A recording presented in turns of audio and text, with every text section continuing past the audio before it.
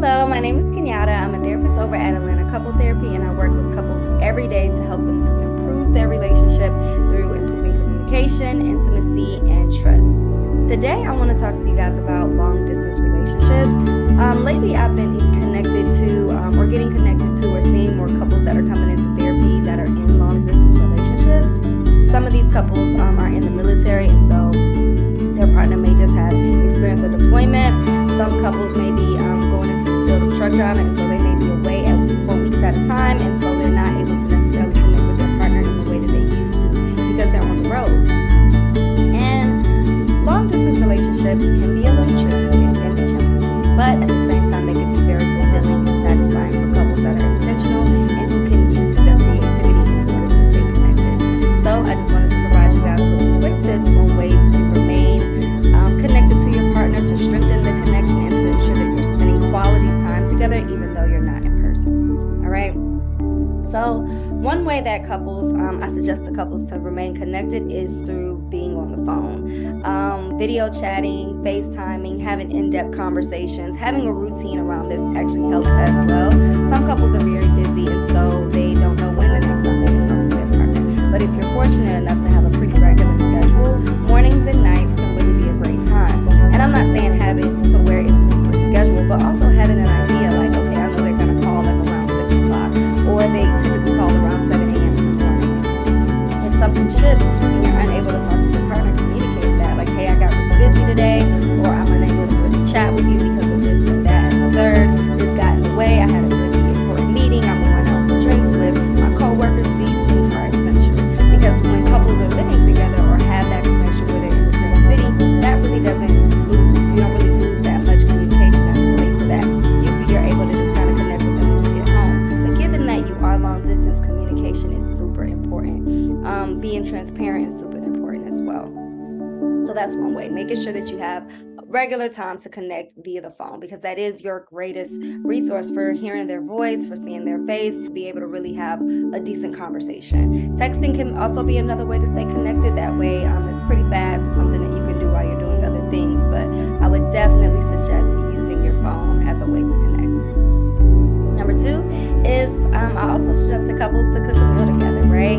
So we all have to eat usually, right? And we typically eat around the same time. So I would suggest to couples that if you have some time, get a recipe together, go buy the groceries, plan when you're gonna cook the food, pick out the wine that you both want to drink at the same time or try, and literally pop your phone up, cook the meal together, and kind of go through the process together.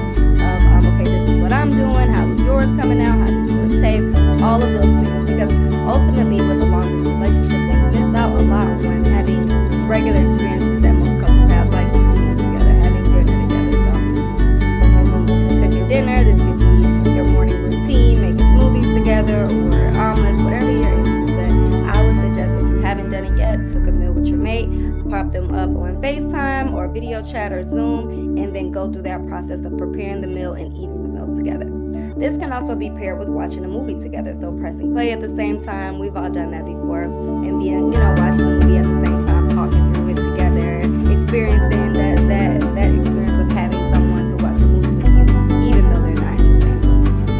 So that can be a great thing. Dinner and a movie, and going from start to finish, preparing everything together. I think that can be a great thing. Another way that I would suggest to couples to stay connected is sending things in the mail, like gifts, flowers, handwritten letters, photo albums, shirts, clothes, whatever it is. Especially if you are somebody who is experiencing a new place because of work, you can send back souvenirs to your partner, share things like pictures. Those are great ways of still feeling connected to that person, especially if you guys are distant, right? So imagine receiving something in the mail from someone that you love and someone that you miss, and it's something that they thought about you and they sent it over. Or imagine packing it up, going to the post office, sending it off to them, and then waiting for them to tell you, that they've received it. So that's another way that couples can stay connected, is to regularly send things in the mail, whether it's sending flowers every week and things like that. Another thing that I would suggest to couples that are long distance is meeting in a city that is in the middle of the both of you. A A lot of times couples are really trying to plan to, okay, let's meet in your city or let's meet in my city. But what does it look like to try a brand new place together, right? It's a place that neither one of you have ever experienced before, and that you get to create new memories with that person. So I would suggest that if you guys are in two different cities, finding a place that neither one of you have ever been and experiencing it together. That could be a great way for couples to really, like I said, create new memories, stay connected in that way, and then also have a new experience that you guys have never really had before, even in a new city. So think about a city that's in between you all, and then try it out together. The last thing that I want long distance couples to consider is practicing and having a culture of being open and transparent, right? So you're already distant as it relates to how physical you are, right? You're already physically distant.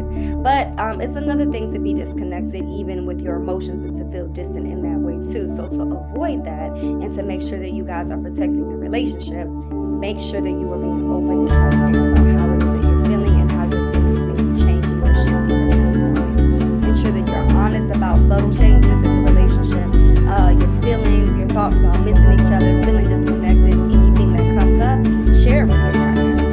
This kind of goes back to tip number one of being on the phone and having those in-depth conversations, or even if you're feeling at a place where you just want to text your partner about what's going on. But I think the thing that long distance couples really miss sometimes is having that connection of, okay, well, I get to be vulnerable with you. A lot of times vulnerability happens when you're in person with someone and you can feel their touch, you can look at their face and all of those things. But with long distance couples, you have to try a little bit harder of being honest about the way that you feel. And one way that you can get really clear about what it is that's happening for you is to journal, to talk to a friend about it, to meditate on it, and then share those things with your partner, even those tough conversations. And if you're finding that you need some support from a therapist, I want you to consider Atlanta Couple Therapy. So if you are in a long distance relationship and it's feeling like you guys are getting distant, it feels like you guys are having a hard time really connecting, it's feeling like it's dull, I definitely would suggest these tips, considering them, and also building a relationship with a therapist to really find out other ways that you guys can stay connected and can rebuild the relationship to be stronger. So like I said, if you're thinking about building a relationship with a therapist, I really want to encourage you guys to check out Atlanta Couple Therapy. We have some great clinicians over